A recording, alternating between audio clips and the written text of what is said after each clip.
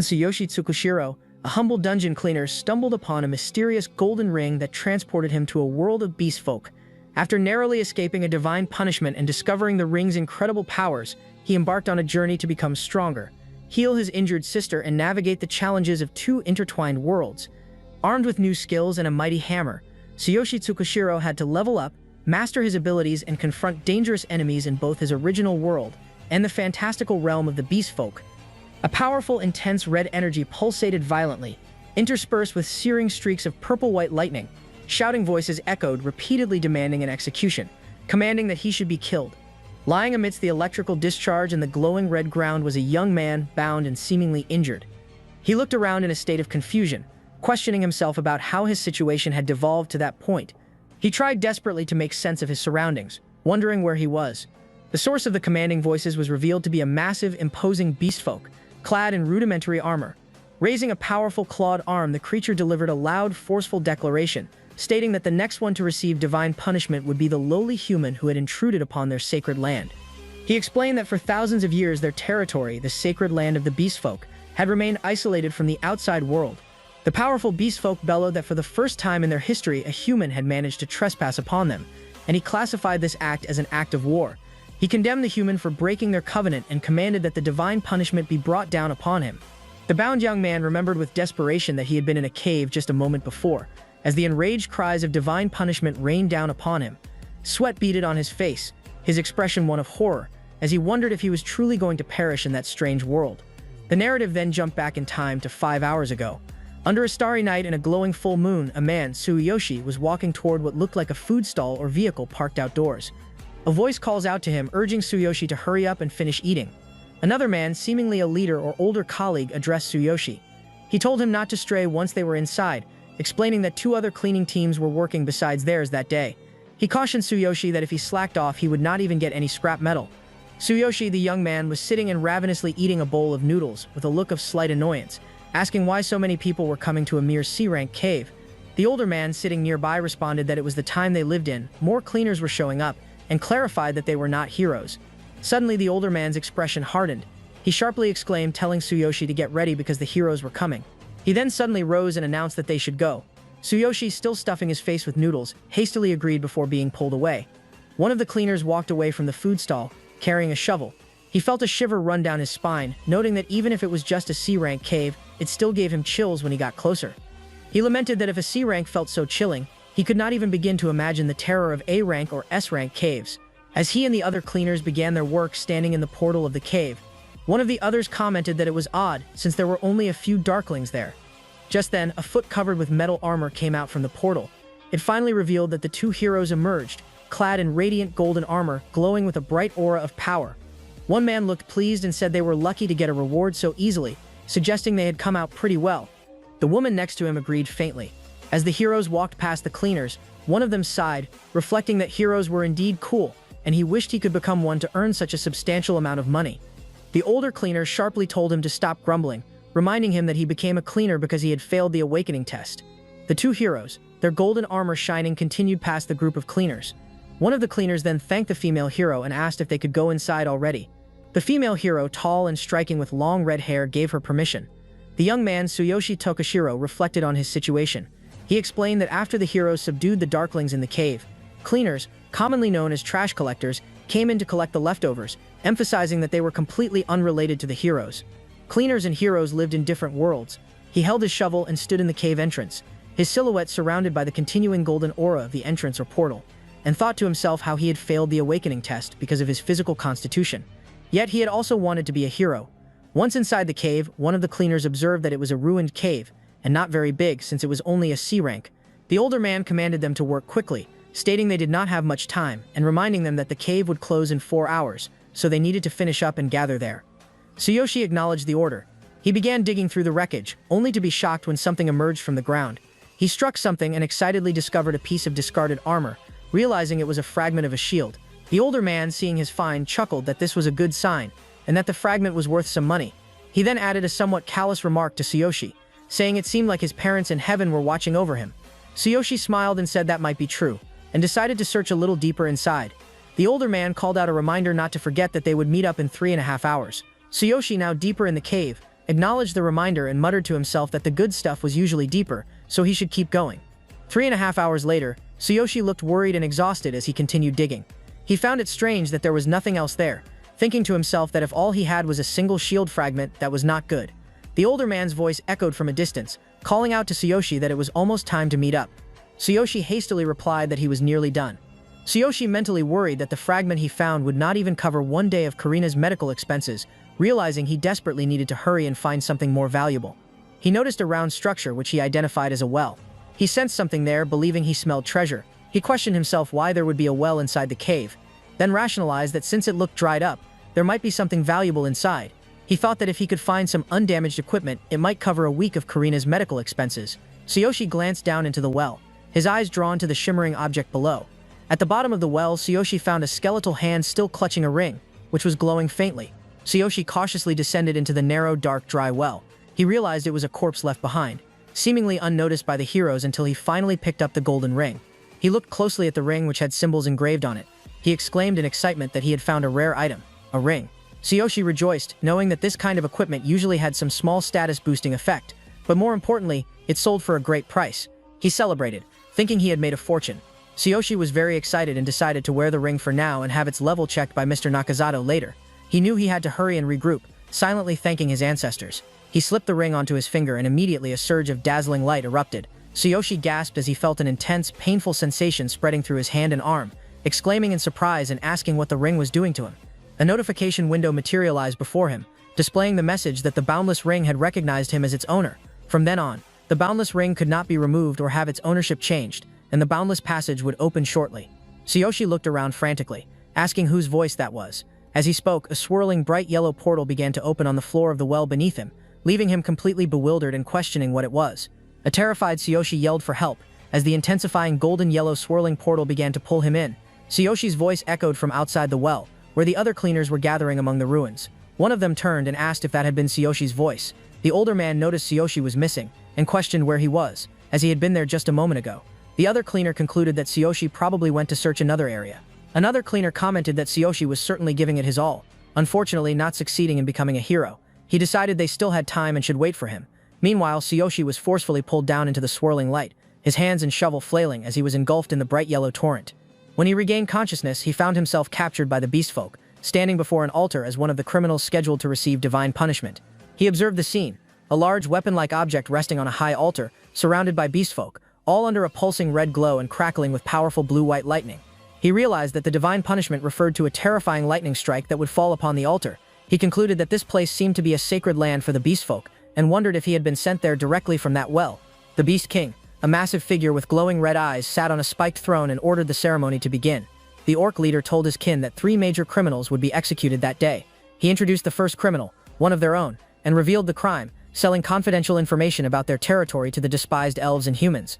Their fellow beastfolk tied up and kneeling in the dust, and the surrounding beastfolk cried out in anger, calling the kneeling figure a traitor and expressing their pity. They demanded that divine punishment be brought upon the traitor, chanting the command for divine punishment. The beastfolk leader declared that by the Beast King's command the criminals shall face divine punishment. The first victim was then dragged away to the altar. All of a sudden, the traitorous beastfolk was slammed down onto the altar. The beastfolk leader declared that the hammer of the divine king, surrounded by bolts of punishing lightning, would crush all sins. He emphasized that no one had ever escaped from that altar, the domain of divine punishment. Immediately, a torrent of powerful, blinding blue-white lightning descended onto the captive beastfolk. The first criminal was struck hard by lightning, and the pain was evident as the electric current consumed and destroyed its body. Screams of divine punishment erupted again, along with the renewed command to bring it down upon the traitor. The orcish leader, carrying a large sword, pointed towards Tsuyoshi and announced that the next to receive divine punishment would be the lowly human who had intruded on their sacred land. The first human in history to wander into the holy land of the beastfolk, which had been isolated from the outside world for thousands of years. He reiterated that this was a declaration of war and commanded divine punishment upon the human who broke their covenant. Tsuyoshi was lifted bodily by a massive beastfolk. He frantically begged them to wait, insisting it was a misunderstanding and that he had just accidentally lost his way, pleading with them to stop. He cried out that he was not one of the humans they sought, and that his sister was waiting for him, desperately asking for help. The beastfolk roared, exclaiming that it was enough, and held Tsuyoshi firmly. Tsuyoshi, terrified and with tears in his eyes, internally screamed that there was no way he could die there. Tsuyoshi mentally grasped at his reasons to live, thinking of Karina and his dream of becoming a hero as he was thrown onto the red glowing altar. He was overcome by the realization of how things had gone so terribly wrong. The beast folk leader yelled at him, calling him an insect, and demanded to know how a mere human could have defeated the great beast folk, implying one of the other criminals. Surrounding beast folk shouted for him to die and prayed he would become ashes in divine punishment. The command rang out to bring down divine punishment upon the sinner, while Tsuyoshi was kneeling on the ground. Tsuyoshi desperately cried out internally that he could not die in a place like that. He moved his feet as fast as he could to dodge the divine punishment. As the blinding blue-white lightning, the divine punishment, descended toward him, the last thing seen was the massive surge of electricity striking between his legs. The massive orc-like beast folk who had Tsuyoshi restrained along with the others looked on in stunned silence. One of them wondered aloud if Tsuyoshi had dodged the bolt. A cat-eared female beast folk watched with a look of surprise and concern. The beast folk leader, equally shocked, asked if he had avoided the lightning of divine punishment, calling the feat unprecedented. Even the king looked at him with an impossible curiosity. In a defiant, intense moment, Tsuyoshi stood up on the altar, his posture lean and tense, and shouted that he refused to die there. He had not been vaporized by the lightning and stood unharmed and enraged. Suddenly, Tsuyoshi screamed as blue lightning coursed through him, passing from his body into the ground. The beast folk leader regained his composure and laughed, questioning who said the lightning of divine punishment only strikes once before commanding the next strike. As the beast folks chanted for divine punishment, the massive bolt of energy struck Tsuyoshi once more. The cat-eared female beast folk watched with a melancholic expression, muttering, "What a futile struggle." Lying on the ground enveloped in the lightning, Tsuyoshi knew he was dying and struggled to accept it. Then the ring on his finger, the boundless ring, began to glow intensely with a brilliant golden red light. A virtual window materialized at the top of the scene, declaring that the boundless ring divine selection system was activating. Golden energy crackled around Tsuyoshi's body as it convulsed on the altar. A secondary message materialized, indicating that activation and system authentication were complete, and that body repair and construction of the ultimate physique were commencing. The Beast King murmured a questioning sound, his expression focused and intense. The lightning continued its assault, striking the altar and Tsuyoshi's body once more. The Beast Folk leader looked down in shock and disbelief, questioning whether Tsuyoshi was still alive. As the torrent of lightning continued to strike the altar, Tsuyoshi's silhouette was briefly seen standing, suspended in the electricity. A new virtual message materialized, declaring that the ultimate physique was being constructed and was 15% complete. The large beast folk leader looked at the spectacle in sheer disbelief, shouting his confusion. Tsuyoshi's body remained on the altar, continuously being bombarded by the powerful blue-white lightning bolts. A new message materialized in the virtual window, stating that it was constructing the ultimate physique, currently at 40% scanning, and initiating the skill Divine Eye. Even as Tsuyoshi bore the brunt of the lightning, a faint awareness stirred within him, a sense of an external summons, a call meant for him. Despite his burnt body, he still slowly walked to the altar. Weak and wounded, he continued his ascent up the stairs, head bowed as lightning repeatedly struck him. The hammer of the Beastfolk King, crackling with blue lightning, hung menacingly above the terrified warrior. Tsuyoshi continued his ascent, unheeding, even as a powerful jolt of blue lightning struck his back. His head remained bowed, seemingly impervious and completely undisturbed by the impact. The construction process progressed with the implementation of system updates. It was 60% complete, and the system was inputting the skills Divine Consciousness Inventory and Absolute Duplication. The onlookers, beastfolk among them, stirred nervously. Tsuyoshi's form, still crackling with lightning, began to look visibly more muscular and defined as the process continued. The system has been updated, now showing that the construction of the ultimate physique is 80% complete. The beastfolk leader's eyes widened in horror. He whispered that it was impossible, and noted that, other than the Divine King himself, no one had ever gotten that close to the hammer of the Divine King. Tsuyoshi, standing near the Beast King, expressed his surprise, questioning if Tsuyoshi intended to lift the hammer of the Divine King. The massive lightning surrounding Tsuyoshi's body briefly coalesced, and he spoke, directing his words seemingly to the hammer itself, asking if it was the one calling for him, and why it called him.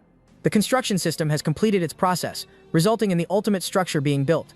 The system is now inputting the special status Chosen One with 100% confirmation. A colossal surge of power erupted from the altar as the process concluded, unleashing waves of raw energy that caused one of the beastfolk to exclaim with awe. Tsuyoshi's transformation culminated.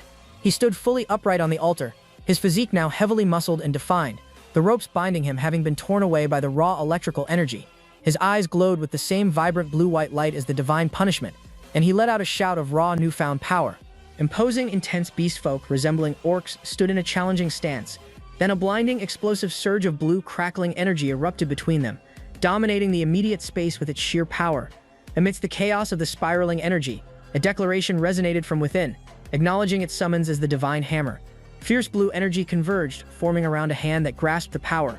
The energy surged upon contact, and the hand clenched, channeling the immense force. Now radiating a deep purple, the fist tightened its grip on a formidable weapon, likely a hammer, as blue energy crackled around it. A resolute declaration was formed, ready to unleash its newfound power. Tsuyoshi Tsukishiro gripped the newly acquired hammer with intense effort, his eyes glowing with electric blue light as he exerted his power, a surge of energy washing over him. The divine hammer itself was enormous, crackling with potent blue electricity. Upon claiming the divine hammer, a system notification box materialized, declaring the hero's ascent to level 3. The hammer's current unlocked power stood at a mere 0%, its true potential veiled by the hero's insufficient capability. Its special effects remained unknown, awaiting the hero's skill to be confirmed. The message urged the hero to cultivate strength, for only then could the divine hammer unleash its full, awe-inspiring power. A woman beast folk with prominent cat ears and long orange hair watched in utter shock, sweat beading on her skin, as a human lifted the divine hammer. The beast folk leader, a fierce-looking, large individual with long hair and prominent tusks, expressed disbelief and outrage. He declared it impossible that a mere human managed to lift the divine hammer, asserting that they could not allow a human to touch their sacred divine hammer. The angry beast folk leader continued his furious outburst, emphasizing that even the great beast king couldn't lift the divine hammer, and questioning how a mere human could manage it. He recalled the legend that whoever lifts the divine hammer shall become the leader of the beastmen, concluding that the current situation must be some kind of mistake. Meanwhile, Tsuyoshi Tsukishiro looked down at a transparent blue status screen floating before him. The screen displayed his stats, skills, and inventory, with his name and current level 3 visible, confirming his acquisition of the divine hammer. As he observed his status, he felt a mighty rush, noting that he felt much stronger somehow. He was also surprised to see that he had already reached level 3. The sight of the floating glowing status panel caused one of the other beast folk to question if this was the divine selection system. Tsuyoshi Tsukishiro, still bare-chested and with a bandage on his cheek, intently examined the transparent screen, holding the divine hammer at his side as he clearly pondered the new system and his unexpected level up. The enraged beast leader charged towards Tsuyoshi, his massive form and long hair blurring with motion. With a thunderous roar, he warned him to keep his filthy hands off the divine hammer, and the ground trembled with his fury. Another group of beast folk nearby recognized him, exclaiming that he was their great general Roga, and that surely he would not allow a human to act so presumptuously. They pleaded with him to help them reclaim the pride of the beastmen. General Roga continued to glare down at Tsuyoshi, accusing him of using tricks. He expressed disbelief that Tsuyoshi not only escaped the divine punishment, but also lifted the divine hammer. With a foreboding glare and his eyes glowing blue with intensity, General Roga concluded his furious command to Tsuyoshi by telling him to return the hammer quietly and accept his punishment. Suddenly, a new notification from the system popped up in front of Tsuyoshi, announcing that the passive skill Divine Eye was activated. The use was explained as being able to check detailed information about any item by focusing on it, with a cooldown of 0 seconds. Tsuyoshi was surprised by his new passive skill Divine Eye. As Tsuyoshi gazed at Roga, a new panel appeared, revealing the beastfolk leader's formidable details. His name was Roga, a general of level 84, a beastman warrior wielding a grade A Zanbato greatsword. Tsuyoshi marveled at his newfound ability to see opponent information, wondering if this extraordinary feature was the rumored Divine Eye. Roga, sensing Tsuyoshi's unwavering gaze, braced himself. A powerful figure with a large sheathed weapon strapped to his back, he scoffed at Tsuyoshi. The lowly human dared to challenge him, and he possessed a surprising amount of courage. Roga agreed, pointing his sword at Tsuyoshi and promising him a swift death. Tsuyoshi, however, quickly altered his demeanor, frantically waving his hand and stammering that it was all a misunderstanding. He desperately realized that he was a level 3, and there was no way he was fighting a level 84 warrior. Roga, in a fit of dramatic flair, roared for him to shut up and take his medicine, or rather, his grade A Zanbato. He then proceeded to draw the colossal sword from his back, a weapon so massive it likely had its own zip code, and swung it down towards Tsuyoshi. Poor Tsuyoshi, whose hands flew up in a desperate and frankly futile attempt to fend off the colossal attack, pleaded for General Roga just to listen. Clearly, Roga's hearing was as selective as a teenager's when asked to do chores. The cat-eared woman, observing the brewing storm, knew in her heart that the human was toast. She recalled General Roga, one of the Beast King's 5 great generals, an intimidating opponent even amongst their own kind. She did not doubt that a mere human would be bisected with a single, elegant swipe. She thought it would be an enviable way to go. General Roga brought his colossal sword down with immense force, aiming for a swift end to the conflict. The swing created a powerful shockwave, indicated by a massive visual effect, as the blade collided with something at the bottom of the panel. In a surprising turn of events, Tsuyoshi managed to use the divine hammer to block the devastating blow quickly. The impact generated a shower of bright orange sparks and fragments as the grade A Zanbato connected with the divine hammer. Tsuyoshi was pushed down to one knee, the force of the strike causing the ground to crack and crumble around his leg as he strained against the overwhelming power of General Roga's attack. Despite the near-impossible feat of survival, Tsuyoshi was clearly struggling, his face contorted in effort.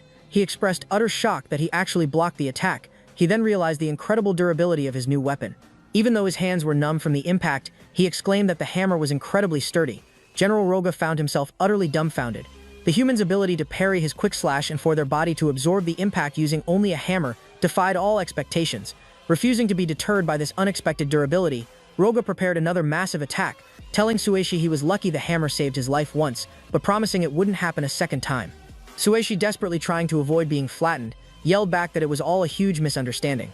Sweating nervously and gripping his life-saving hammer, Sueshi pleaded with the enraged general, explaining that he wasn't even from that world, and begging him just to hear him out. Roga, however, was in no mood for conversation. He roared that there was nothing to hear and launched another ferocious strike at the frantic hero.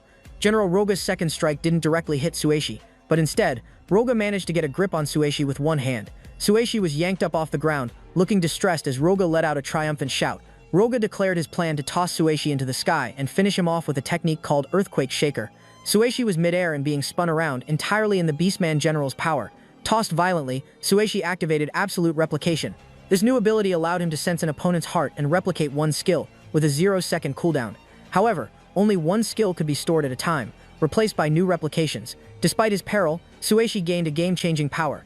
Cast high, Sueshi grappled with his newfound ability, Absolute Replication. The cryptic instruction to sense the opponent's heart with his hand suddenly crystallized. In other words, he needed to make physical contact with General Ryoga's chest. With a daring burst of desperation, Sueshi managed to extend his hand in the midst of the violent spin and lightly touch the chest of the enormous Beastman General. A pink aura and sparkling light effects surrounded General Ryoga, and large stylized roses appeared, completely contrasting the general's fierce expression. The general seemed momentarily taken aback, or perhaps even pleasantly surprised by the unexpected contact. Sueshi, having achieved the necessary contact, was then seen flying through the air, presumably tossed as Ryoga had planned. Sueshi was thrown into the air, and as he flew, multiple skill cards materialized around him. He was utterly overwhelmed, exclaiming that there were so many that it was impossible to choose just one among them. Below, General Ryoga shouted in confusion, demanding to know what Sueshi was doing to him. With a thunderous declaration, he hoisted his colossal sword, unleashing his ultimate assault. He roared, promising an earth-shattering blow that would forever alter the fate of the battlefield. As Ryoga prepared to unleash his attack, Sueshi quickly focused on a skill card. This card, labeled Skill, which is Heaven Shaker with a 360-second cooldown, describes a warrior's attack skill. It was fully replicable, but its true power remained unknown due to Sueshi's current lack of a profession and weapon. Sueshi reasoned that it seemed compatible with his hammer and decided to go with that one. Immediately, a triumphant system message flashed, declaring that the skill Heaven Shaker had been fully replicated. The replicated skill enveloped Sueshi in a blue, swirling energy.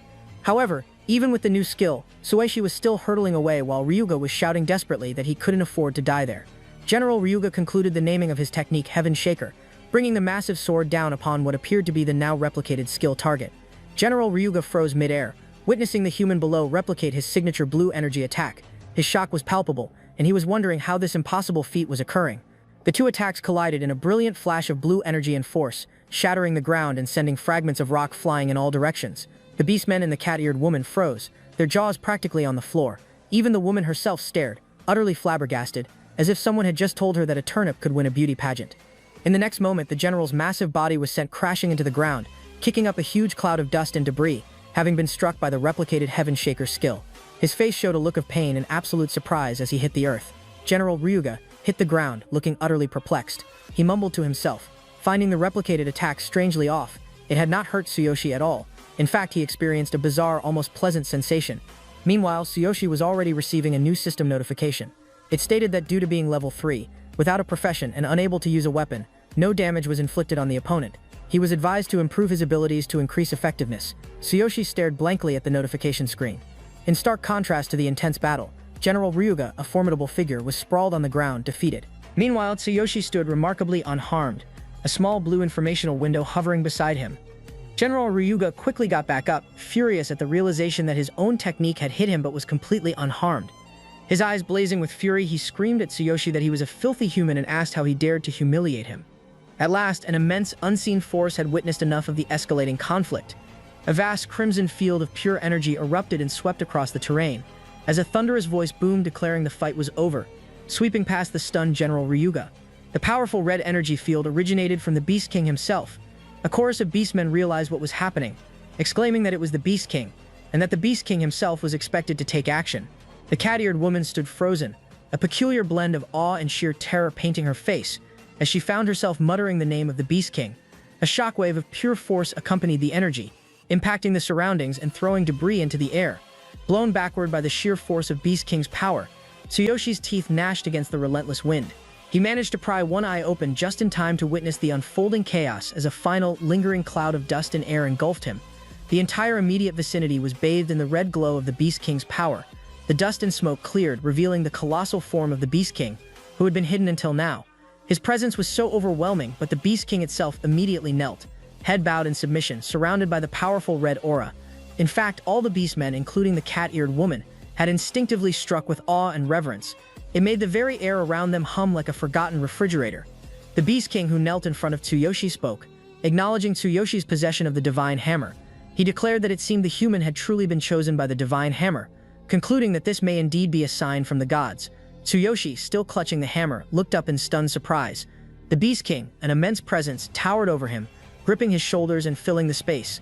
The Beast King, who had a strong and conventionally handsome appearance with long white hair and red eyes, smiled slightly and stated that for hundreds and thousands of years, no one had been able to lift the Divine Hammer, proclaiming that Tsuyoshi was the first. He addressed his fellow beastmen, announcing that no one could ever lift the Divine Hammer, yet Tsuyoshi, a human, had done it. General Ryoga, still in disbelief, looked up in astonishment. The beastmen audience watched in silence, their serious expressions suggesting they were deep in thought, as if trying to recall whether they'd left the oven on at home. The Beast King then continued, theorizing that if Tsuyoshi truly was the future leader of the beastmen, then they should allow him time to grow. He gestured toward Tsuyoshi, emphasizing his choice. Murmurs rippled through the beastmen crowd below, a collective acknowledgement that the prophecy indeed spoke of this very moment. Yet a hesitant voice pierced the air of contemplation, pointing out the glaring truth. The figure before them was not one of their own. Confusion settled over the others as they grappled with this unexpected twist. General Ryoga stood up, still agitated, and protested to the Beast King that Tsuyoshi was a human. The Beast King simply looked at Ryoga with a calm but piercing gaze and demanded an explanation for his statement. He pressed General Ryoga further, questioning whether the prophecy actually specified that the leader must be a beastman, and if Ryoga was suggesting they should ignore the one who embodies hope for their people. Ryoga conceded that ignoring the prophecy would be unthinkable. Still, he voiced his concern that even if the prophecy did not specify it, a non-beastman could cause issues for the beastmen in the future.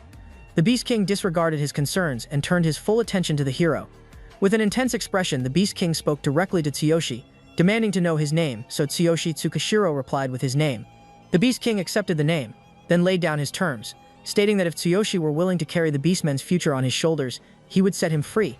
However, the Beastfolk King made it clear that Tsuyoshi was currently far too weak. He commanded Tsuyoshi to gain strength and return within 1 year, adding that at that time they would truly see if he was worthy of being their leader. As the king finished his statement, he placed his hand near Tsuyoshi's shoulder, creating a small, swirling orb of purple and blue energy. The Beastfolk King's tone then turned severe. He told Tsuyoshi that if he did not return in 1 year, he would use the newly created mental mark to hunt him down and kill him wherever he might be. The Beast King concluded, stating his demands would also satisfy his people, and awaited Tsuyoshi's response. Tsuyoshi, still seemingly confused, could only muster a bewildered, hesitant sound. He darted a look over his shoulder at the beastman, whose insistent roars to accept it followed him like a particularly aggressive fur-covered fan club. With her hands still bound, the cat-eared woman, a beacon of defiance, urged him forward, her voice a clarion call to reclaim his freedom and forge a path to greater strength. Tsuyoshi observed the cat-eared woman, remembering that she was slated for punishment after him, suggesting a shared, grim, original destiny. Intrigued, he activated his Divine Eye skill to ascertain her identity. Tsuyoshi's Divine Eye flickered, revealing the cat-eared woman's true nature. A holographic window appeared, showing her to be a level 72 beastman warrior, formidable with daggers, yet currently disarmed. With a final word of wisdom, she urged Tsuyoshi to embrace the gift of life, reminding him not to squander the miracle bestowed by the gods. Tsuyoshi's mind reeled as he focused on her status, noting her high level, which is 72 despite her youth. He wondered if she could be a formidable female warrior, and was perplexed as to why she was marked as a criminal. Tsuyoshi smiled gently, his eyes softening with unspoken understanding or affection, creating a brief moment of ease. With a polite wave and a hearty thank you, he acknowledged her, fully aware of the watchful gazes of the Beast King and Beast Leader. Realizing the truth in the cat-eared woman's words, Tsuyoshi exclaimed that it was indeed a miracle. His face was set with a newfound resolve, and he concluded that it was time to move on, announcing that he would return once he had gained enough strength and capabilities to return to his original world. The stage was set for his journey to power. With a surge of determination, Tsuyoshi accepted the Beast King's challenge, but not without a crucial condition of his own. The Beast King, his interest aroused, simply wondered about a condition. Tsuyoshi pointed directly at the cat-eared woman and asserted that she would come with him, reasoning that she might be helpful. The cat-eared woman, bound and helpless, stared up in utter shock. Her face, a tableau of wide-eyed astonishment, glistened with sweat. Tsuyoshi smiled down at her, a knowing look in his eye, and thought that now they were even, no debts owed, having saved her from whatever fate awaited her. With his freedom secured, Tsuyoshi began his temporary departure from the Beastman's territory, moving out into the night beneath the glow of a bright full moon, ready to embark on his mission to become stronger. Tsuyoshi found himself dressed in modern clothing, a yellow jacket and pants, standing within a futuristic-looking blue structure. He considered the voice he'd heard earlier and concluded that everything seemed to have begun with the mysterious, boundless ring he wore. He examined the elaborate gold ring on his finger, noting that it wouldn't come off, yet he had gained strange abilities thanks to it. However, he was still troubled by the practical question of how he was supposed to return to his original world. Just as he pondered this existential dilemma, a new voice broke his concentration, declaring that preparations were complete. Tsuyoshi turned around, utterly confused by the address, and questioned how he could be called master. A new, presumably subservient character unexpectedly complicated matters for him. The cat-eared woman, now clothed adequately in a light warrior's outfit with a sheathed sword at her side, revealed herself to be the source of the mysterious voice. She proclaimed her decision to serve Tsuyoshi, her savior. Tsuyoshi for a moment was completely overcome with a ridiculously wide, blushing grin, thinking that being called master by such a cute beast-eared girl was simply irresistible. He recovered quickly, modestly waving off the title. He assured her that her words had also helped him, and that from that moment they would support each other. He seemed embarrassed by the title, fumbling slightly as he said that being called master or being served was too much. The cat-eared woman was moved, her face flushing slightly as she insisted that Tsuyoshi didn't understand how much that meant to her. She passionately explained that he had given her a second chance at life. She elaborated that no one else had ever stood by her or thanked her so straightforwardly except for him, her master. With a plea that echoed a lifetime of solitude, the newly freed cat-eared woman clasped Tsuyoshi hand. She insisted that no one had ever truly stood by her, never genuinely offered thanks until him. Her earnest gaze, brimming with a desperate hope, fixed on his as she begged for permission to call him master. She continued, blushing and acting cute in front of Tsuyoshi, insisting his presence was a miracle, and she wanted to dedicate everything to him. Tsuyoshi, easily flustered, found himself blushing a shade of ripe tomato, a tiny river of red even threatening to escape his nose, all thanks to her unwavering dedication and alarming proximity. He finally conceded, mumbling that if it was truly her wish, she could address him as master. The cat-eared woman accepted happily, then with a playful tone asked if they should be on their way. She turned to leave, mentioning that it was getting quite late, thus beginning their strange new journey together. As they walked out into the open under the bright blue-tinged night sky, the cat-eared warrior, now identified as his servant, gently warned Tsuyoshi to watch his step. Tsuyoshi let out a long sigh of relief, feeling the tension finally dissipate from the recent high-stakes encounter with the Beast King and his general. He paused, looking up at the enormous, brilliant full moon hanging in the dark, starry sky above the strange landscape. He was struck by a sense of wonder, exclaiming that it was a fantastic other world. Tsuyoshi and the cat-eared woman, his new companion, walked away from the Beastman's dwelling, ready to face the world and the year-long challenge set before them. Tsuyoshi cleared his head, shaking off his thoughts, reminding himself that his sister Karina was waiting for him, and he couldn't afford to be distracted. A system notification popped up, announcing that the Boundless Passage was now available for use. It also stated that the cooldown for this feature was 24 hours. Tsuyoshi realized this was the key to his dilemma, recalling that he had been dragged into the Boundless Passage and transported to another world. He hypothesized that if he followed the same route, he should be able to get back. He raised his hand and the ring glowed intensely as he focused his intention to open the Boundless Passage. With a sudden surge of golden light, it materialized on his ring and occupied the space nearby. Tsuyoshi questioned if that was the correct way, but then the realization hit him with full force. A swirling portal once again consumed him as he exclaimed that this was it and he could finally go home. Tsuyoshi prepared to step into the glowing portal, while his bewildered companion watched the strange, swirling light and quietly thought that his master Tsuyoshi was missing. Tsuyoshi leaped into the shimmering golden portal, noting the expected, unpleasant feeling of space-time distortion as he traveled. The golden light intensified, swirling around him as he was transported. The next thing he knew, he had landed on a cold, blue, and rocky surface. He found himself dressed in a complete, protective environmental suit with a helmet and gloves. He looked around in a daze, questioning if he was back. He quickly realized the new setting was an enclosed, futuristic environment, starkly different from the fantasy world he'd just left. He brought his gloved hands together in a gesture of prayer, overcome with relief, as a familiar blue status screen flickered into life before him. He excitedly declared that he did it, that the abilities he gained in the other world were still here.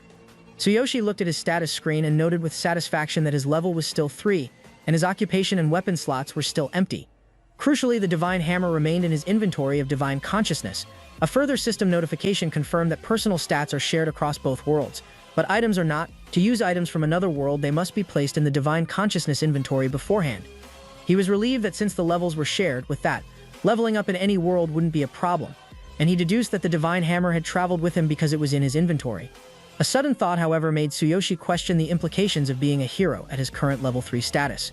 Before he could dwell on this, a voice from the edge of the well entrance startled him.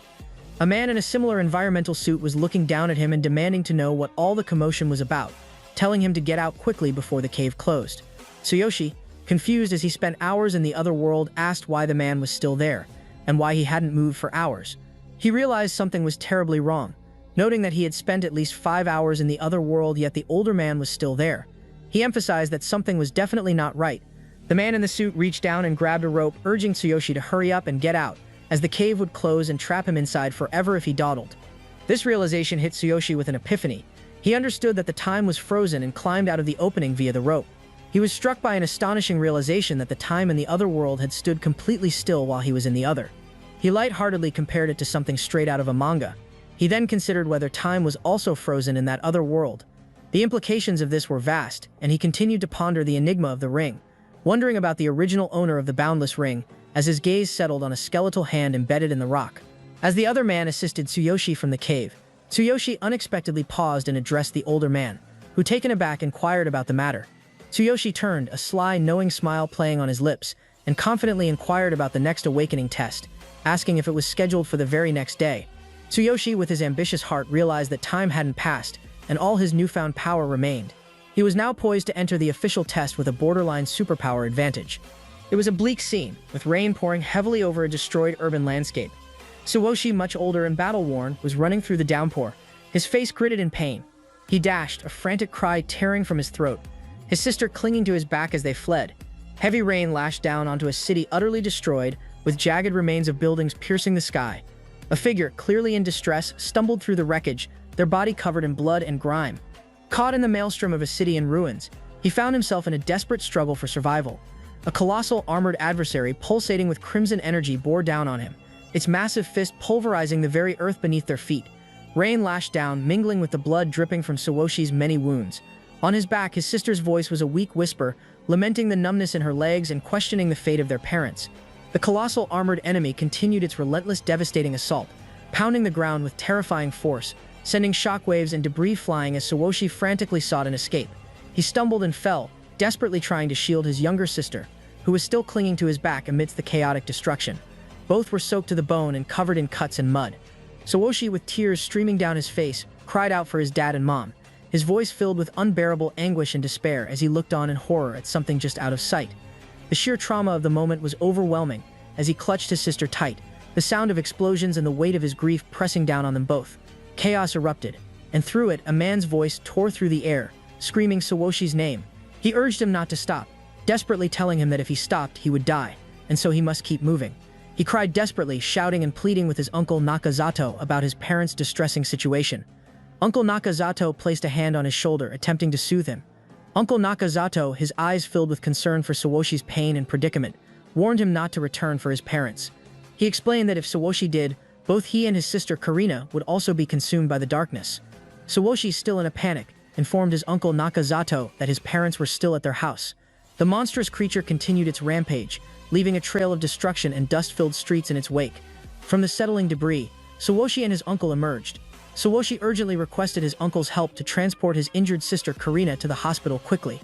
His past trauma and his sister's desperate cry for him fueled his hunger for power and a swift return to his own world, overriding his fading memories. Karina, who was sitting in a wheelchair, looked up at him with concern.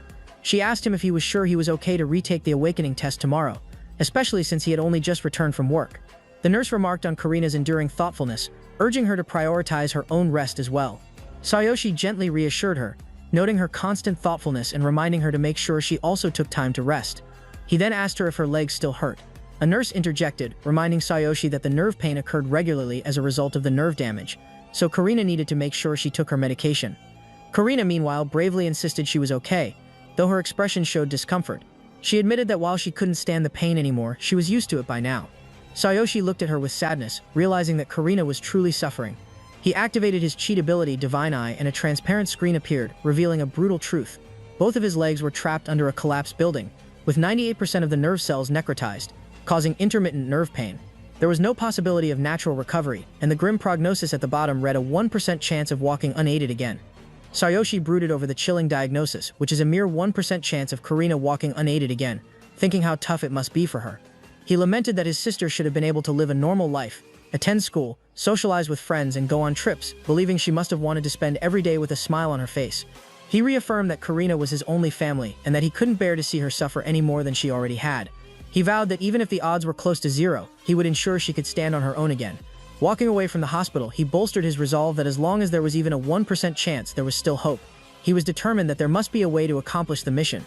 He connected his mission to the impending test, contemplating that if he could become a hero, he would be able to access more information and potentially find a solution to Karina's condition. He also yearned for a life he could be proud of, a motivation that went beyond simply wanting his sister to heal. He declared his final decision, which is why he was going to become the strongest hero. His face set with determined resolve as he passed the crowds. Tsuyoshi raised his fist toward the gigantic full moon, declaring his intent to become the strongest hero.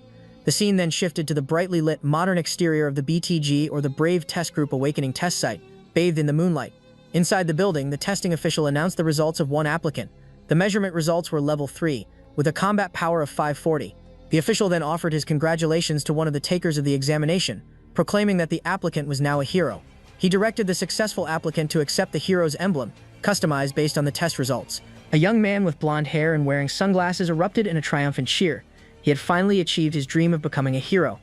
A woman, her hand resting reassuringly on the young man's shoulder, commended his success and encouraged him to continue his hard work towards reaching C rank. She promised a grand celebratory feast that very night. The official then looked down at his notes and announced the next candidate, Tsuyoshi Tsukishiro. He doubted Tsuyoshi's second attempt at the test after his initial failure. The official, adjusting his glasses, instructed Tsuyoshi to step inside and place his hand on the measurement device when he was ready, though he doubted it would be any different from last time. Tsuyoshi, wearing a black tank top and military-style pants with his ring on his finger, walked into the testing area, undeterred by the official's skepticism. He concluded his dismissive statement with a challenge, suggesting they would soon discover if their efforts were in vain. The officer then again commented that if one fails once, the result is likely to be the same every time, as the device measures scientifically from all angles. He added that he had seen plenty of stubborn people like Tsuyoshi come through there. Tsuyoshi continued to walk inside the testing room, confirming that the last person had been level 3 with a combat power of 3, which was within the normal range.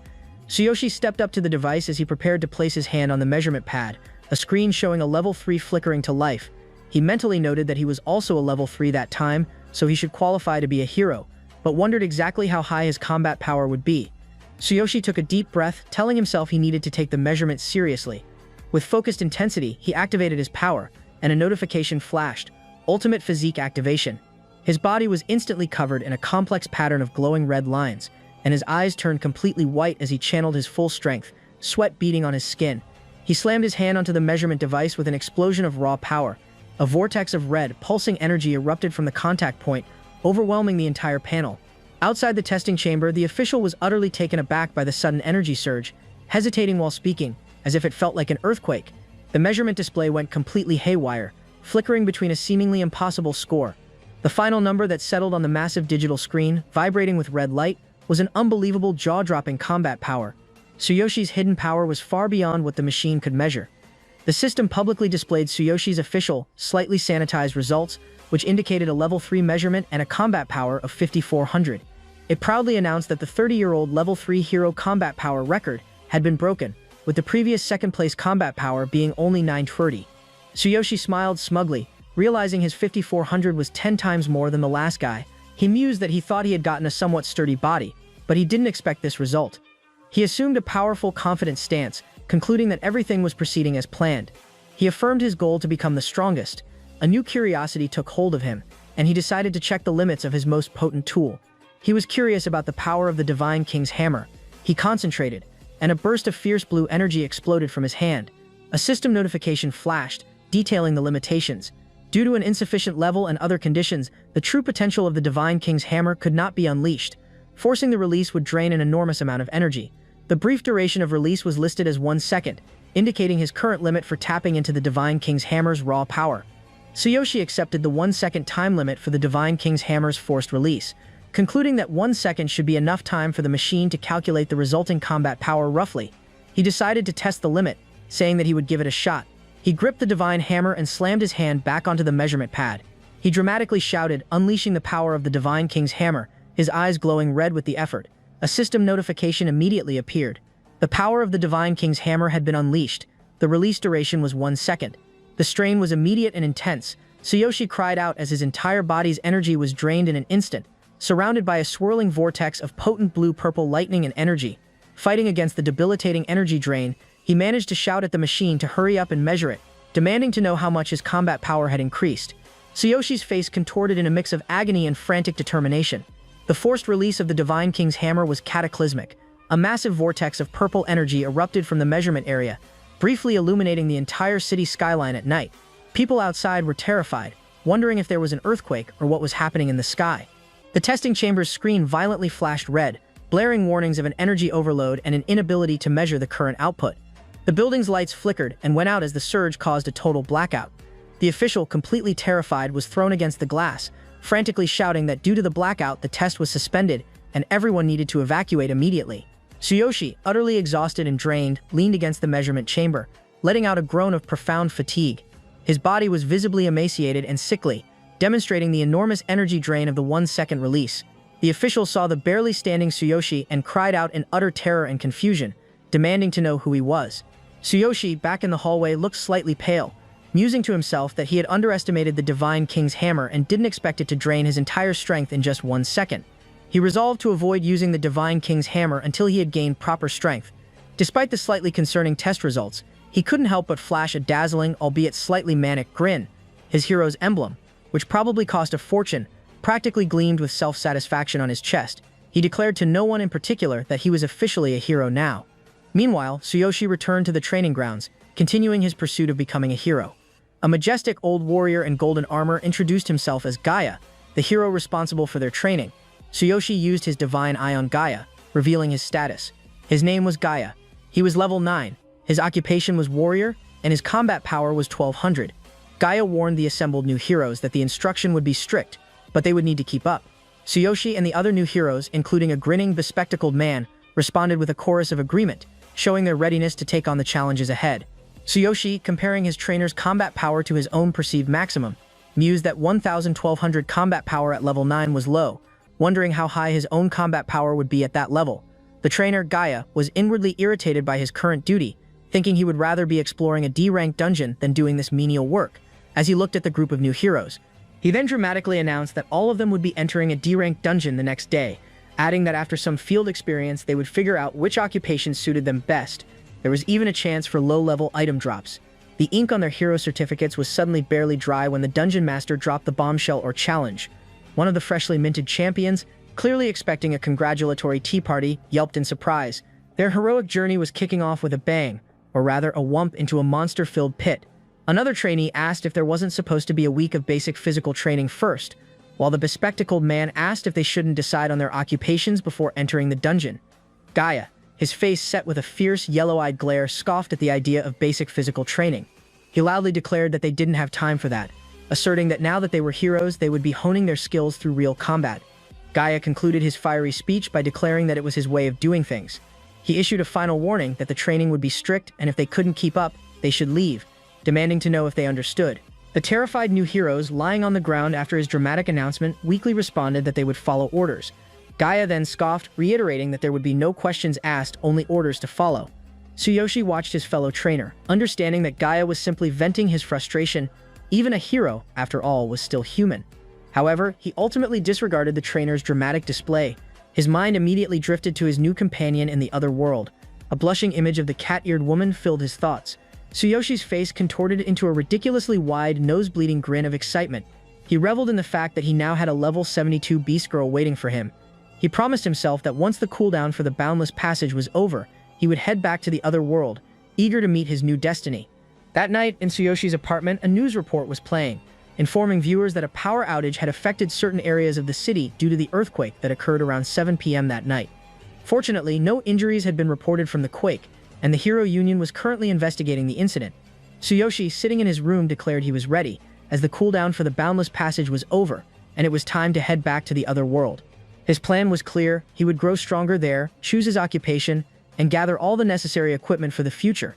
He raised his ringed hand and commanded it to open boundless passage.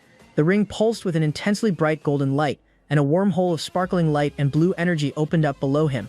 He was ready to dive back into the fantasy world beneath the glow of the distant full moon and the silhouette of towering dark mountains.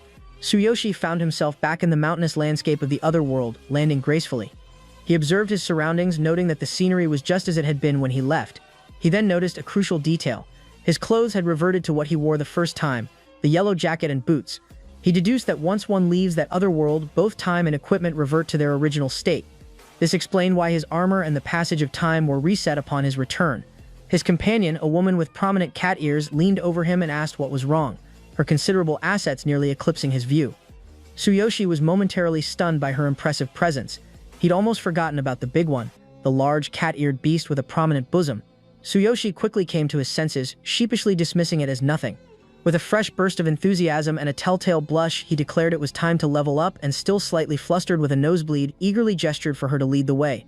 The cat-eared girl, pleased with Tsuyoshi's enthusiasm, exclaimed she was glad to see he was so eager, as she called him master. She suggested they start their leveling journey at a nearby level 3 goblin nest. She warned him that even though the goblins were only level 3, they were cunning, lecherous, and numerous, so he had to stay vigilant. Tsuyoshi, with a humorous look of mock concern, shot back that if they were lecherous, it was she who needed to be careful. His response temporarily took her aback, but Tsuyoshi quickly smiled and stated that goblins made the world feel like a real fantasy world now. He was excited to see what effects the divine selection system would have. He declared that they should be settled already, and the first target was the goblins. The two began to move toward their destination beneath the giant moon. The girl gave a final severe warning to Tsuyoshi to be careful not to wake up the goblin sentries. Tsuyoshi rechecked his companion's stats, noting that she was level 72 with a combat power of 630,000, and asked her if she could take down the goblins easily since she was so high level. The cat-eared girl was momentarily shocked that he knew her level. Tsuyoshi, with an intense look, simply told her that he was not her master for nothing. He then humbly asked her to show him how a high-level hero fights. The cat-eared girl immediately reminded him of the game mechanics, stating that if she fought alongside him, he wouldn't earn any experience points due to the excellent level difference. Tsuyoshi was surprised by this rule, but he still insisted on seeing her in action. The girl sat down with him to discuss tactics. Tsuyoshi was still with his protective helmet, and the cat-eared woman was sitting nearby looking nervous. The cat-eared woman admitted that he was flattering her with the term in action, but if he insisted, she would give it a shot. She warned him to observe, though she wasn't sure how much help it would be. With a determined and serious expression, she drew her sword, announced that she was going in, and prepared to enter the fray alone. The cat-eared woman struck instantly, and with overwhelming force. A brilliant blue arc of energy sliced through the darkness, finding its mark on a massive, grotesque-looking goblin, which was instantly dispatched. A shower of blood and gore erupted as the decisive blow cleanly finished the creature. Tsuyoshi watched the display of skill, completely awestruck, his jaw dropping to the floor. He exclaimed that it was the movement of a high-level warrior, and found it incredibly cool. With a perfectly radiant expression, the cat-eared girl informed Tsuyoshi he was too kind, clearly flattered, and perhaps a little surprised by his compliment. The girl sheathed her sword and turned back completely to Tsuyoshi, apologizing that she always gave her best against even low-level opponents, hoping it was helpful. Still reeling from the raw display of power, Tsuyoshi managed to point out her modesty. He then, with a hopeful glint in his eye, inquired if she would be willing to share the secret of the technique she had just employed. The cat-eared woman explained that the technique she used, instant step slash, was a skill for high-level warriors and not suitable for Tsuyoshi yet, pointing out that he hadn't even decided on an occupation. Tsuyoshi, with a confident, cocky smile, immediately decided that he would become a warrior as well. He rationalized that having a level 72 warrior by his side would make it easier to replicate skills without worrying about occupational compatibility. He added that since he couldn't use the Divine King's hammer yet, he needed to find a replacement weapon. A system notification flashed, confirming the change. Tsuyoshi had switched to the warrior occupation. His status screen showed Occupation Warrior, with a combat power of 540. The cat-eared girl's face flushed with a delighted blush. She told him that since he chose to become a warrior because of her, she would make sure to be of use. She promised to do her best to support him in leveling up, and suggested they gather some equipment for warriors first. Tsuyoshi beamed, a genuine connection sparking in his heart. He mused internally that it was a kind world as the warrior cat-eared girl latched onto his arm, ready to kickstart their training journey. He wondered if she'd noticed his slightly wobbly knees, which he told himself were merely a subtle pre-training ritual. Just as Tsuyoshi and the cat-eared girl were speaking, two level 3 goblins, each with a combat power of 420, suddenly appeared before them, roaring in anger and wielding wooden bats. Tsuyoshi realized he would have to handle those guys on his own. He requested a dagger from the cat-eared warrior, explaining there was something he wanted to try. She seemed hesitant, but Tsuyoshi took a silver dagger from her side, and a notification confirmed that a silver dagger had been equipped, which also appeared as borrowed. The cat girl was immediately concerned, warning him that engaging a same-level enemy head-on was dangerous. Tsuyoshi, however, was already in motion, ready to test his skills against the goblins. Tsuyoshi charged headlong toward the two level 3 goblins, announcing his intention to use them as guinea pigs to test the power of his replicated Heaven Shaker skill thoroughly. He sighed and lunged into the air, the dagger glowing with a fierce light, and unleashed his power. The attack was devastating. A blinding flash of golden energy erupted at the point of contact. The force of the impact utterly annihilated both goblins, leaving nothing but dust and debris. Tsuyoshi landed amidst the smoking remnants of his enemies, completely unscathed, with a notification briefly appearing, showing a massive level increase to his combat power and level. The cat-eared girl, watching the spectacular display of power, was completely dumbfounded. She realized that he had defeated both same-level goblins in an instant, a feat that a party of 6 would struggle to achieve. Her surprise was profound as she witnessed her master's impossible instant leveling feat.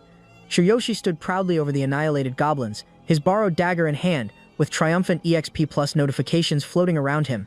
A confident smile spread across his face as he declared the task surprisingly easy, vowing to eliminate the remaining goblins. He marveled at the system's efficiency, stating that the divine selection system was quite fascinating, and he would reach level 4 by the end of the night.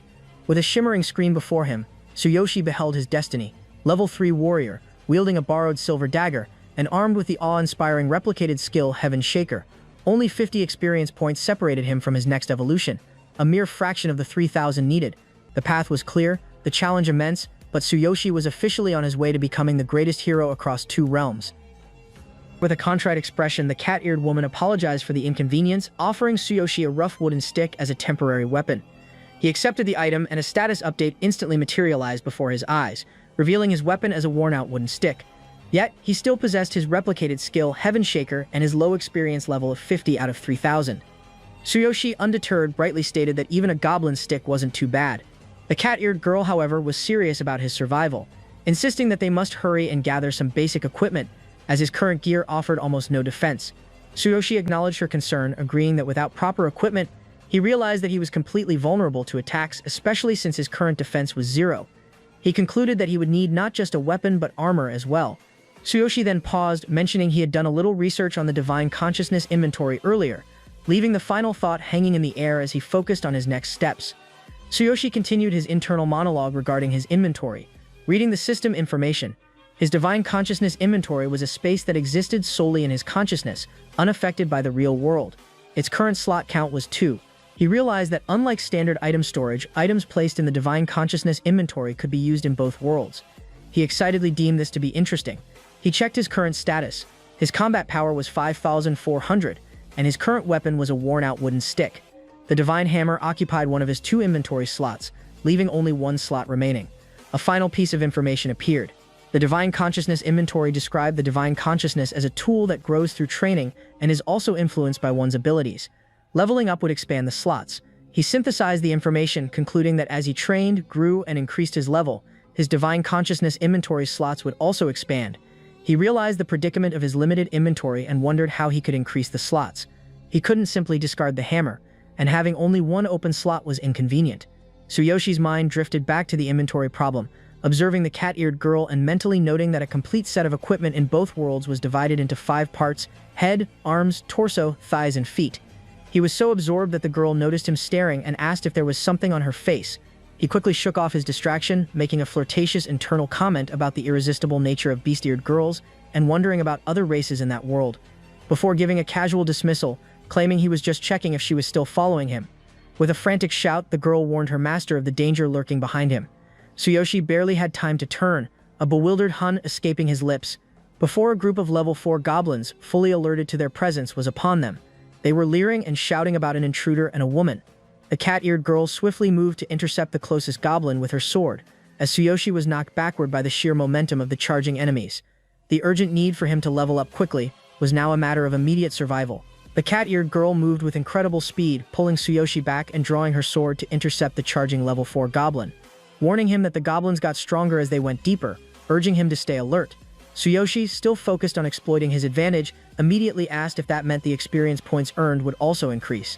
Then, remembering the rule, he shouted at her not to interfere, warning that if she did, he would not get the experience. She ignored his protest, quickly dealing with the immediate threat. But before she could turn her attention back to him, Tsuyoshi was already in action, having been knocked down by one of the larger goblins. The goblin, shocked, exclaimed that he was a reckless fool. Tsuyoshi recovered quickly, using the momentum of his fall to launch himself into a fierce attack. He swung his worn-out wooden stick and unleashed his replicated Heaven Shaker skill, shouting, "Take the attack he will give." The resulting explosion of golden light and force completely obliterated the surrounding goblins, leaving the air clear for the brief moment of his victory. Tsuyoshi successfully annihilated the level 4 goblins. The sheer force of his attack shattered his flimsy, worn-out wooden stick, which broke into several pieces mid-swing. Amidst the shattered remnants of his fallen foes, he found himself a changed man. His status screen showed a new, stark reality. He was still level 3, with only 150 experience points out of 3,000, and his once trusty weapon was now a visibly damaged, worn-out wooden stick. He looked down at his broken weapon as he exercised his wrist, musing that the higher the level of the enemy, the more experience he gained. He realized the trade-off with a grimace. His current weapon was simply too fragile to withstand his power. Tsuyoshi knew he would need to get proper equipment quickly if he was to continue this accelerated leveling plan. The cat-eared girl was awestruck by Tsuyoshi's continuous onslaught, mentally exclaiming that his potential had such incredible explosive power, and that the blow with the wooden stick showed strength that shouldn't be possible at his level. She was also impressed by his ability to defeat multiple enemies at once, despite the level difference, a truly master-like feat. As the pair progressed deeper into the goblin nest, the number of goblins increased and their levels rose. However, Tsuyoshi's explosive power made their numbers irrelevant. He continued his rampage, destroying more goblins and gaining massive amounts of experience, quickly climbing from 360 out of 3,000 experience to 1,230 out of 3,000. The cat-eared girl cheered wildly, exclaiming that Tsuyoshi's skill was exceptional. However, a frustrated thought quickly interrupted her excitement. Tsuyoshi's weapons were trash. The flimsy wooden sticks and daggers were breaking almost instantly, and this last one was already the 6th weapon to be destroyed. Tsuyoshi dispatched the final massive goblin with a single powerful blow, reflecting on his rapid growth. He had never expected the experience bonuses in this world to be so great. Realizing he was getting stronger much faster than anticipated, he noted a huge contrast to his original world, where as a cleaner, he remembered hearing heroes complain that the experience from level 3 and 4 kobolds barely added up to 10, meaning constant dungeon re-entry was the only path to leveling up. He also remembered another frustrating obstacle in his original world.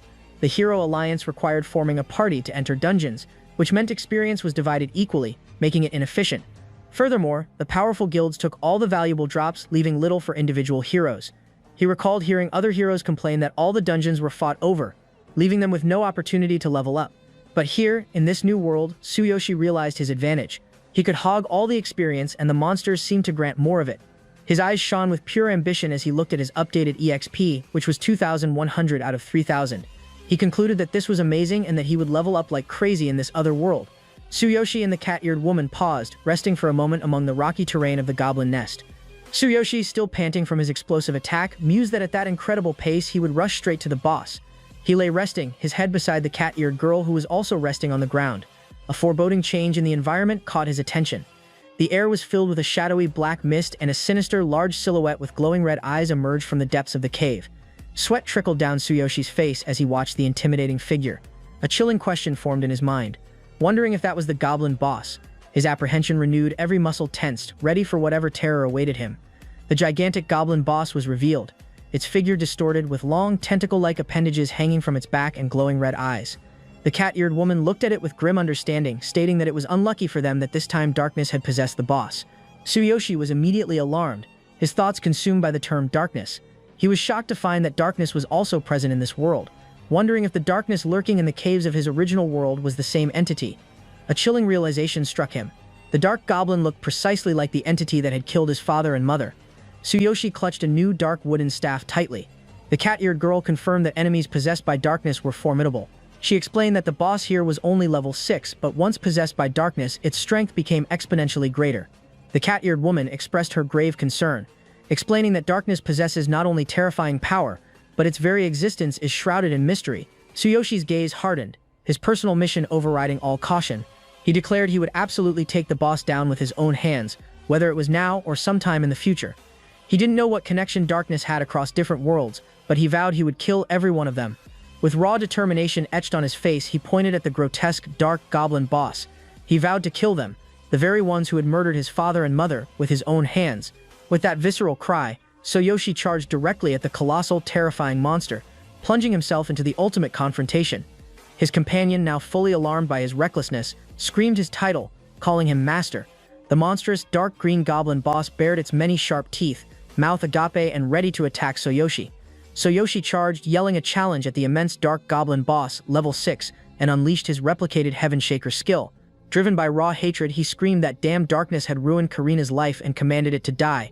He launched himself into the air, the sheer force of his attack even without a proper weapon, creating an audible, powerful arc of blue light. The attack successfully hit the massive creature, but the goblin boss was not instantly defeated. Instead, the boss retaliated immediately, its huge, shadowy arm swatting Tsuyoshi away like a fly. The attack also severed the goblin boss's massive, worm-like appendages. Tsuyoshi was flung back with crushing force, slamming into the ground amidst a shower of debris and dust. The force of the counterattack was overwhelming. Defeated and bleeding, Tsuyoshi lay prone, his eyes ablaze with searing frustration. The level 6 dark goblin boss retaliated with overwhelming brute force, its massive, grotesque head lurching forward for a crushing bite. The dark goblin boss's massive tongue shot out towards Tsuyoshi. The cat-eared girl, drawing her sword, frantically urged Tsuyoshi to arm himself just as the boss's huge mouth snapped shut. But Tsuyoshi managed to survive, bruised and battered, his clothes tattered and almost gone. Lying on the ground, Tsuyoshi spat out a furious challenge at the monster, accusing it of killing his parents and being the enemy of his sister Karina. He refused to be killed by the likes of the monster, his eyes burning with intense, focused rage. In a pivotal moment, a system notification flashed, declaring the ultimate physique activation complete. A surge of golden power immediately coursed through his hand, transforming his fist into a weapon of pure energy, giving him the power he needed to fight back against the formidable foe. Tsuyoshi was completely engulfed in a blinding golden aura, his face contorted in an expression of raw exertion and determination. His right arm swelled, straining the fabric of his sleeve, threatening to burst free like a superhero emerging from a too-tight costume. The system confirmed the ultimate transformation.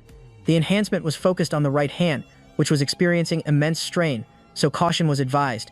With the terrifying power now coursing through him, Tsuyoshi roared in affirmation that if he did not have a weapon, his body would be the weapon. He launched a devastating counterattack. His golden energy-infused fist slammed into the ground where the goblin boss was. The resulting explosion was colossal, utterly engulfing the monster and the surrounding environment in a blinding flash of golden light and force. He finally had the power to fight on equal terms. With his body now a weapon, Tsuyoshi continued his ferocious assault. He roared as he delivered another impossibly powerful blow. The goblin boss, unable to withstand the continuous, overwhelming force, finally succumbed. The immense creature's body was disintegrated by the golden energy, leaving behind only swirling dust. The cat-eared girl, caught in the residual shockwave, shielded her eyes and screamed in shock as the immense force of her master's power washed over her.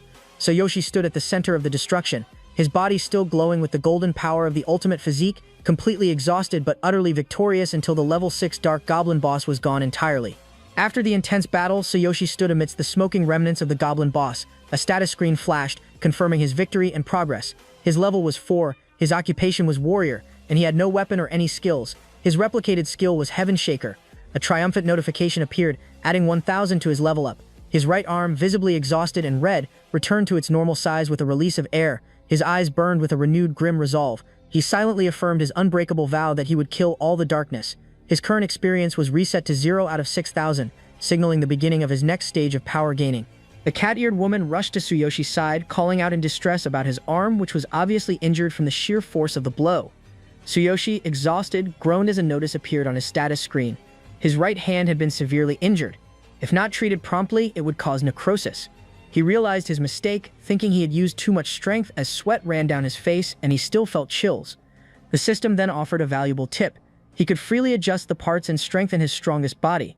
Since he had focused all his energy on his right hand, it was now unable to withstand an equivalent amount of energy. His eyes suddenly half opened as he was about to lose consciousness. Tsuyoshi collapsed to the ground, shirtless and heavily wounded. The cat-eared girl worried and called him master. The cat-eared girl caught Tsuyoshi just in time. He leaned directly against her knocker, murmuring about the pain in his arm. The cat-eared woman knelt beside him, looking worried, and comforted him, saying that she had some medicine there. She immediately started tending to her master's severe injuries. 1 hour later, Tsuyoshi was already sitting up, visibly healed, with the 2 small winged creatures nearby. He stretched, smiled, and exclaimed that he already felt much better. He noted the power of the foreign remedy, musing that the recovery speed was much slower than the medicine in his original world, but the effects were immense. He theorized that the world's pharmacology had a more ancient history. The cat-eared girl, looking cheerful, confirmed that the medicine had worked so well. Tsuyoshi rose to his feet, energized, claiming he felt even more energized and stronger than he was before, and struck a pose to showcase his impressive physique. The cat-eared woman, pointing excitedly at a glowing treasure chest, urged him to get their rewards now. Wiping sweat from his brow, Tsuyoshi suddenly remembered the reward. He had completely forgotten about it, he exclaimed as they ventured deeper. A system notification flashed, congratulating him. Rewards had been added, and the record for the shortest time to destroy a boss in that cave had been achieved. The classification would be upgraded from partial reward to a fixed reward. Tsuyoshi observed the message that flashed. Analyzing its effect on him, with a sudden surge of excitement, the cat-eared woman's eyes landed on a treasure chest perched atop the wreckage. She pointed, her voice laced with triumph, declaring it a coveted darkness treasure chest. Tsuyoshi was surprised by the reward classification, and the cat-eared woman explained that darkness-type equipment was extremely rare, the kind they could rarely find at auctions. Tsuyoshi rushed to the giant golden treasure chest, which gleamed with treasure inside. He hugged the chest close, his face alight with greedy satisfaction. All his hard work finally paid off with this reward. With bated breath, Tsuyoshi eased open the ancient treasure chest. A radiant golden glow, as if a captured sunbeam, softly faded, revealing the mysteries within.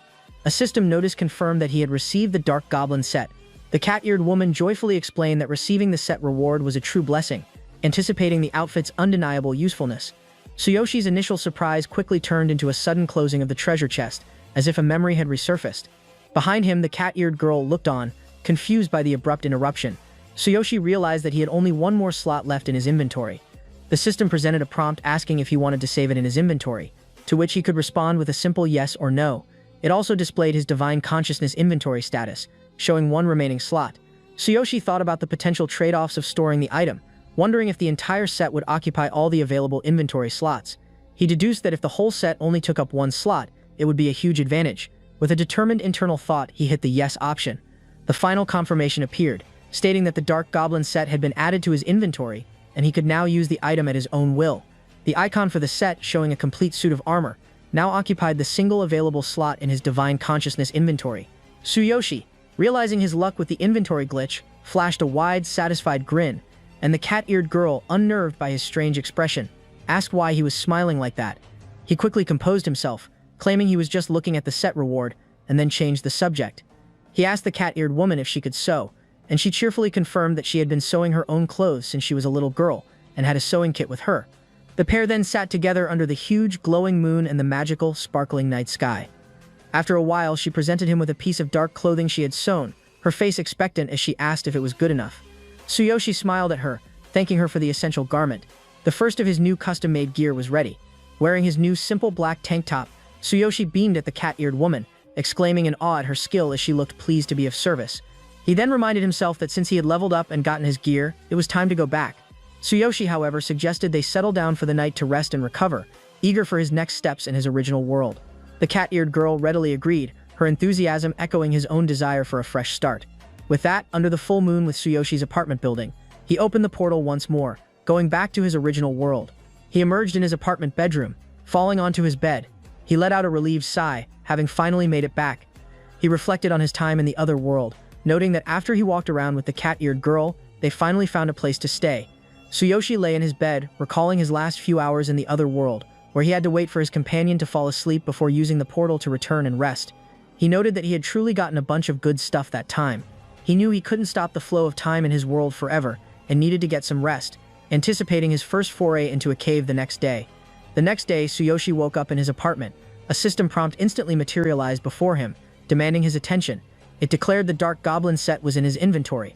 A simple question followed, a choice laid bare, asking if he would like to put it on, yes or no. With a decisive tap of his finger, Tsuyoshi chose to move forward, a choice that hummed with untold possibilities. The system confirmed that his choice, the Dark Goblin set, was now in effect. A swift notification then unveiled its terrifying power, which is the Roaring Tentacles. When unleashed, this skill would emit a scream, freezing all low-grade enemies in their tracks. Simultaneously, his hand would transform into a colossal phantom tentacle, ready to deliver lethal damage. Tsuyoshi smiled, his face momentarily covered by a dark, shadowy hood as the set manifested. He was thrilled, exclaiming that it even had special skills. He was now ready for his heroic duties with a powerful new set of equipment. Tsuyoshi was now fully clad in the imposing Dark Goblin set, which was a menacing, sharp-edged black and gray armor with glowing red accents. He smirked, anticipating the fun to come. However, he immediately realized a critical issue, thinking that he would get into trouble if he went out and other heroes saw him in this outfit. He knew that the original world's heroes were unscrupulous and would kill others to steal equipment, and a newcomer wearing such distinctive gear would definitely stand out. As he agonized over his dilemma, a system prompt appeared. It reads Equipment Effect Conceal. The prompt instructed him to hide his equipment and make it appear as regular clothing. A question followed, asking if he wanted to hide his gear. The options were yes or no. Tsuyoshi was ecstatic. The disguise was perfect, and he immediately chose yes. The sinister armor melted away, covering his body in a subdued black liquid that instantly transformed back into his regular clothes. Now dressed usually, with a few minutes to spare before his hero meeting, he decided to grab some bread. Just as he was about to head out, his phone, which he had found in the market, started ringing in his pocket. Tsuyoshi answered the ringing phone. The chief nurse was on the other end, confirming his identity as Karina's brother and frantically explaining that some scary people were at the hospital demanding to take Karina, claiming she owed them money. The nurse pleaded with Tsuyoshi to come at once. Tsuyoshi instantly connected the dots. He had no choice but to take out a loan to keep Karina in the hospital, and he had been paying them back every week as agreed. He angrily thought about why they would try to take her now. He vehemently shouted into the phone, telling the nurse not to let them touch his sister. The nurse then cried out that they had taken her phone and pleaded for him to hurry. The line went dead with a buzzing sound. Tsuyoshi's face contorted with rage, his eyes glowing red with fury. He clenched his fists, shouting, "Damn it," and was immediately enveloped in a dark, shadowy aura. His personal stats were visible, showing his updated status with the Dark Goblin set equipped. Driven by the threat to his sister, he was instantly galvanized into action. In the hospital, Karina was desperately trying to stop the two men, gang members who were trying to take her. She cried out for them to stop and to wait for her brother. She keeps pleading with them not to touch her, but they don't listen at all. One of the men, who had a smug and sinister air about him, revealed the real reason for their actions. He explained that Tsuyoshi had borrowed money and not paid it off within the agreed time, so they were taking her as per the contract. He then thought to himself that the only reason he had loaned money to that idiot was because the young boss liked the girl. A girl that pretty. He mused while looking at Karina's photo, would fetch a pretty penny on the black market, and the fact that she couldn't walk was also to the liking of wealthy people. The man smugly believed he had outsmarted Tsuyoshi in their deal, but Tsuyoshi remained oblivious. He continued to think that since she was still a child, he could just take her and have fun all he wanted, assuring himself that he knew what he was doing and had done it before. Karina was in grave danger, entirely at the mercy of the ruthless men.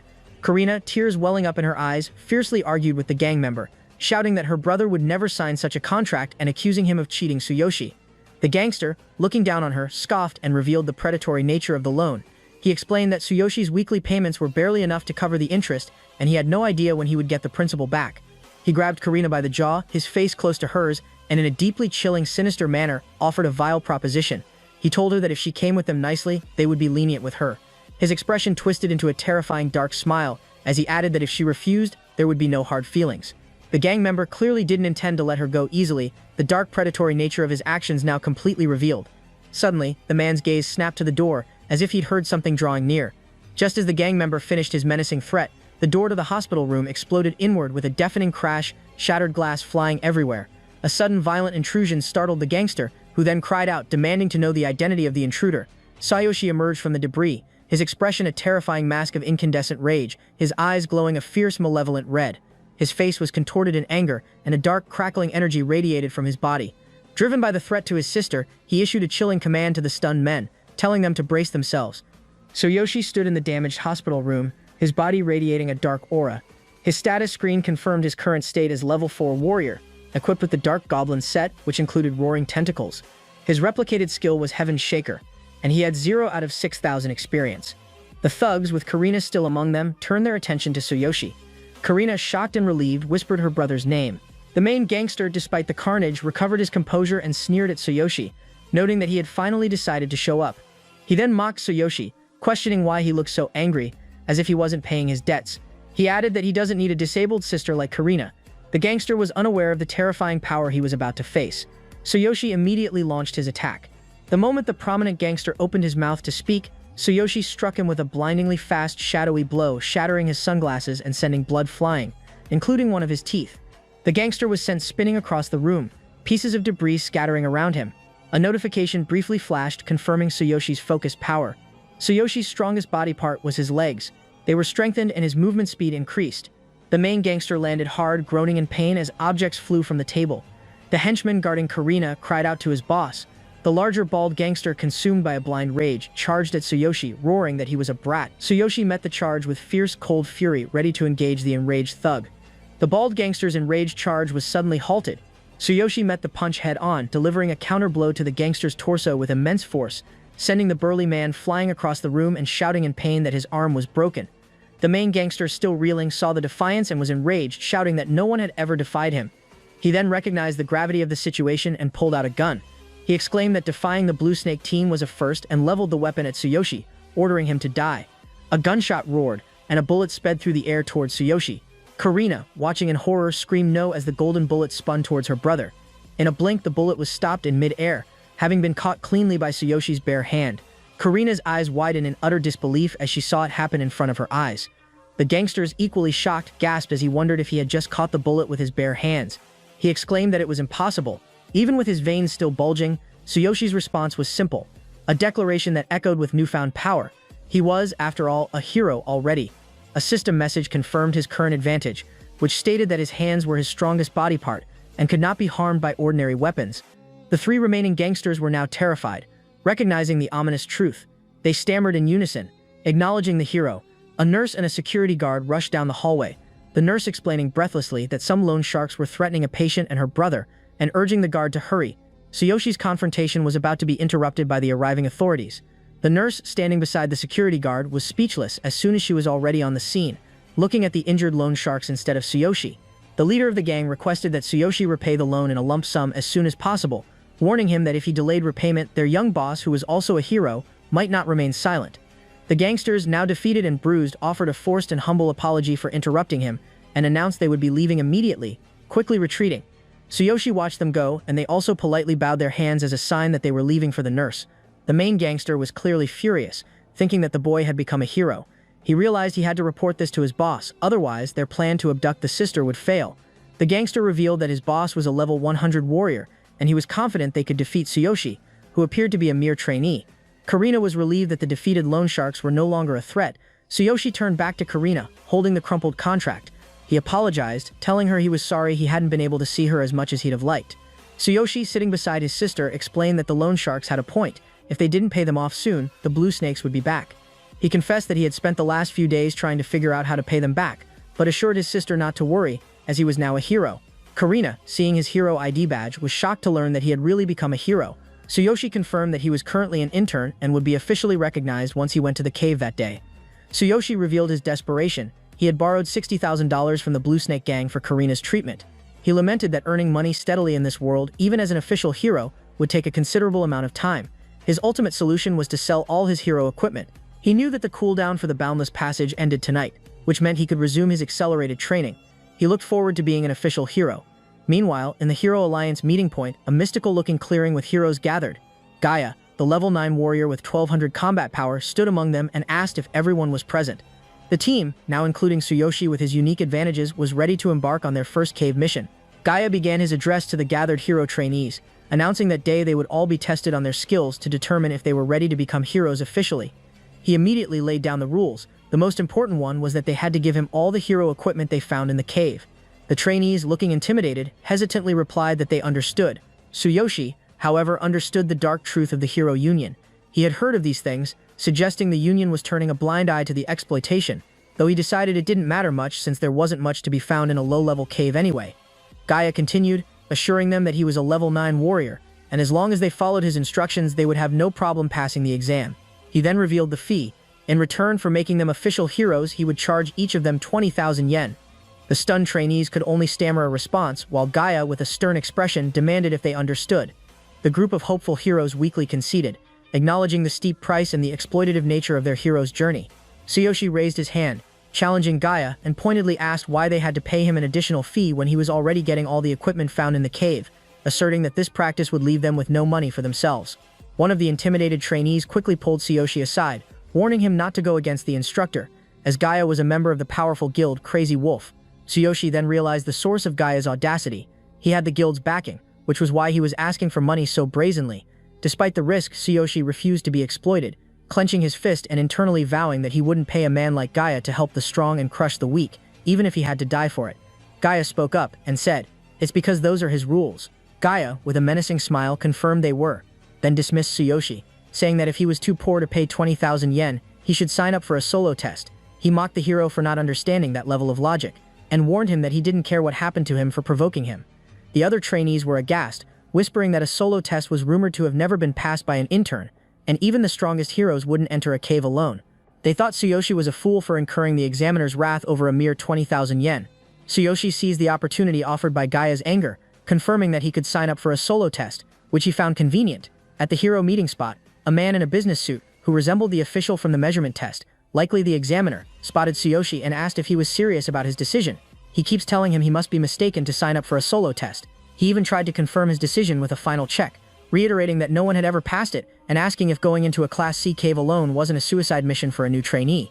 Tsuyoshi, however, was unfazed by the warnings. He thanked the man for his advice but firmly stated there was no doubt about his choice and requested to be allowed to go. The man could only watch in astonishment as Tsuyoshi turned and walked away, proclaiming that he would be going in now as a golden aura of power pulsed around him in the portal. The man exclaimed to himself that it was insane. The solo mission, driven by Tsuyoshi's desperation and newfound power, was set to begin. Tsuyoshi stood at the entrance of the Class C forest-type cave, a status window confirming his solo test application and the recommended average combat power of 600 or more. He looked around the foreboding, twisted forest environment, noting that he had only seen caves after heroes had cleared out the darkness, wondering if this was what an original cave looked like. Before he could take a step, a level 3 dark goblin, possessing a combat value of 640, lunged at him in a surprise attack, throwing a dagger. Tsuyoshi, unfazed, caught the dagger in midair. He then checked his stats, which confirmed his superior combat value of 6,400. He scoffed at the goblin, saying a surprise attack with that level of power wouldn't hurt him. The surprised goblin let out a small yelp, realizing the disparity in their power. Tsuyoshi acknowledged the challenge, musing that this dark goblin was quite strong before continuing his way into the cave, dagger in hand, ready for the real test. Tsuyoshi stood in the eerie forest cave entrance, his body crackling with blue energy. He spoke with cold fury, declaring that compared to his 6,400 fighting power, the goblin was nothing but dust. He realized that the experience gained from real-world enemies was not even half of that of their counterparts in the other world, confirming why heroes suffered from such slow growth. He looked at his experience, which was only 20 out of 6,000. Suddenly, multiple dark goblins materialized and surrounded him. Tsuyoshi, unfazed, challenged them not to sneak up on him and to come at him all at once. The goblins charged, but it was precisely what Tsuyoshi wanted. With a grim smile, the hero's new dark goblin set instantly manifested, covering his face in a black, shadowy hood. He thought the timing was perfect. His solo test had just become a terrifying, systematic slaughter. Tsuyoshi screamed as he fully unleashed the dark goblin set's ability, roaring tentacles. The terrifying skill was fully activated, creating a massive explosion of red and black energy that utterly wiped out the surrounding level 3 dark goblins. Tsuyoshi, still standing at the center of the destruction, defiantly shouted for any remaining enemies to come one, come all. Meanwhile, back at the meeting point, the examiner checked his tablet, remarking nervously that it had been almost an hour, and that if Tsuyoshi had stuck it out this long on his own, he had done more than enough. He scoffed, wondering aloud if the rookie wasn't afraid of anything, saying that no one in their right mind would apply for a solo test, and that the union was going to get rid of the test anyway. He smugly concluded that the obituary of the new guy would be in the books in a few minutes. However, the tablet gave him a shock. His eyes widened as the screen updated. The results of the solo test were in. Tsuyoshi Tsukishiro passed. The impossible had happened, and Tsuyoshi's raw power had earned him official hero status. Tsuyoshi, standing before the startled examiner, was covered in grime and blood, a physical testament to the ferocity of the solo test. His current status was a level 4 warrior with a combat value of 6 Ardvero. With a determined, serious expression, he simply asked the examiner if there was a place nearby where he could wash up, and he had accumulated 966,000 experience. The intense life-or-death mission was complete, and the hero's primary concern was now simply to recover from his ordeal. The powerful surge of golden energy, seemingly from the portal, was once again directed at Gaia, the hero trainer, who was still at the meeting point with the other trainees. Gaia was startled, thinking to himself that if he hadn't been there, the others would have been dead a long time ago, and that one of the trainees managed to become a hero without his help. He muttered that 20,000 yen was too cheap for the service he provided. Gaia then turned and tried to assert his authority with the other trainees, asking if they were complaining about the price when he had even offered to support them with healing magic. The trainee immediately challenged him, asking if he didn't instruct them not to interfere. The trainee further complained that this was their first time entering a cave, with hardly any explanation, so it was outrageous for Gaia to get angry at them. The other trainees silenced the trainee, assuring him he had already passed the test. Gaia looked at the trainee, and he was then reminded that at his level he should be charged 40,000 yen, and that he was being let off with only 20,000 yen. Gaia then looked down at his phone, which was receiving a call from the Hero Exam Center. He snapped at the caller, telling them to get to the point because he was busy. The news struck Gaia like a bolt of lightning, freezing him in disbelief. He exclaimed in utter disbelief, dismissing the notion as utter nonsense. As his mind reeled, unable to reconcile the impossible, he wondered if that guy had truly passed the solo test. Gaia approached Tsuyoshi as he washed his hands, sharply questioning how he managed to pass the solo test and demanding an explanation. Tsuyoshi scrubbed his face, oblivious to Gaia's disgust. He informed him that he was, at best, a level 4 rookie. Gaia couldn't fathom Tsuyoshi's solo test victory, With arms crossed and a scowl on his face, he demanded to know if the rookie had resorted to high-grade items, as no newcomer had ever passed before. Tsuyoshi remained unfazed by Gaia's wild speculation. He casually brushed his hair back, water splashing around him as he quipped, a hint of sarcasm in his voice, that just because something hadn't happened before didn't mean it was impossible. Perhaps, he mused, it was due to the near heart attack of a 20,000 charge. Gaia erupted, grabbing Tsuyoshi's shirt and shouting, demanding to know if he was being mocked. His voice, thick with insulted fury, warned Tsuyoshi to answer before he'd regret it, reminding him he was a member of the Lazy Wolf.